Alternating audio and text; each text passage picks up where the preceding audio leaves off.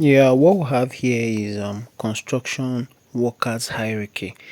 So in every organization or construction field, there is this hierarchy that we have. So it places everybody, to the area of work, professionalism, and expertise. So, and then we have top 10, that is from 1 to like that to 10.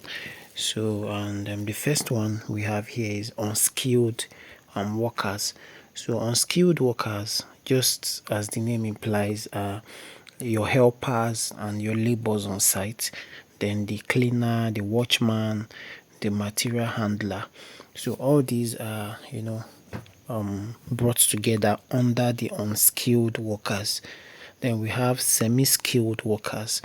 So for the semi-skilled workers, we have your mason, then the helper of the mason, then we have bar bender helper, carpenter helper, painter helper, then scaffolding helper. So all these helping all these skilled worker are semi-skilled workers.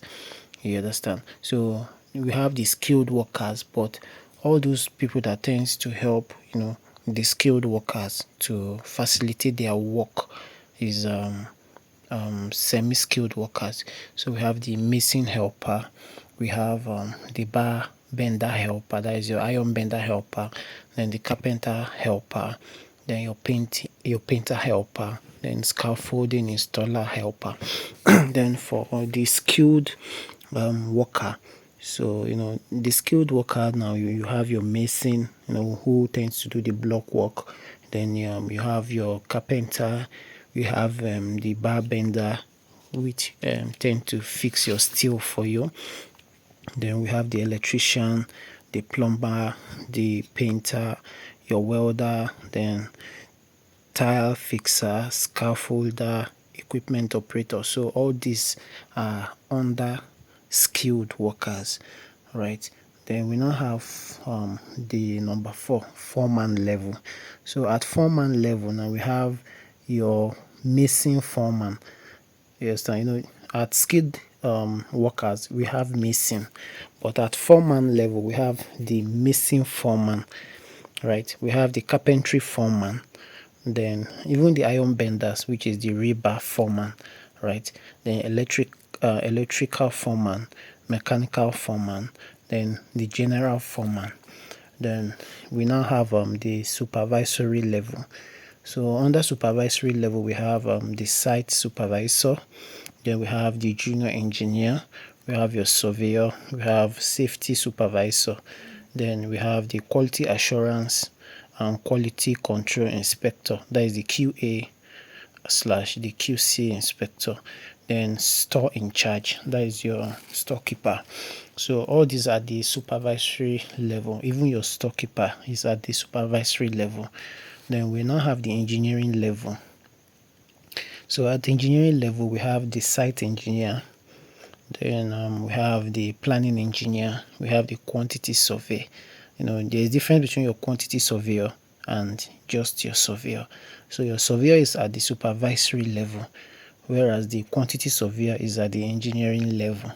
Then we have the billing engineer, then we have the quality assurance slash quality control engineer, we have your safety engineer, then design engineer.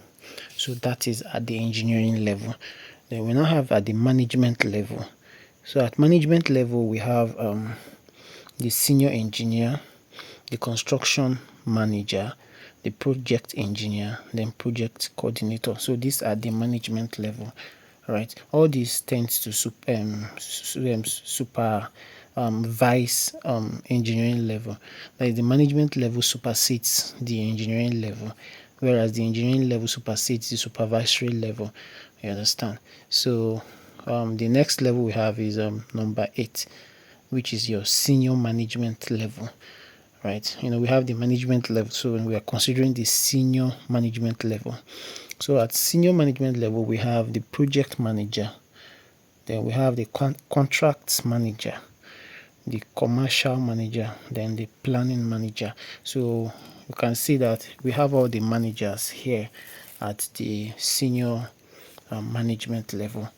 Then we have the executive level. So at the executive level, we have the general manager, projects, operation manager, then technical director. So all these are the executive level. Then we now have the top management. So the executive level is below the top management. Then the senior management is below the executive level. Then the management level is below the senior management level. Then the engineering level is below the management level. So that is how we have them in stages.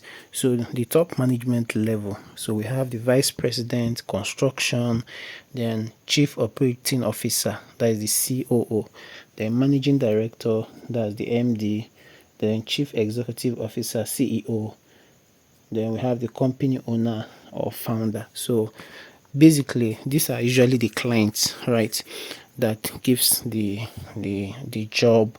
Then from there we get to executive level. From there we get to the senior management level. Then we get to the management level, engineering level, supervisory level, then foreman level, skilled worker, semi-skilled worker, then the unskilled worker.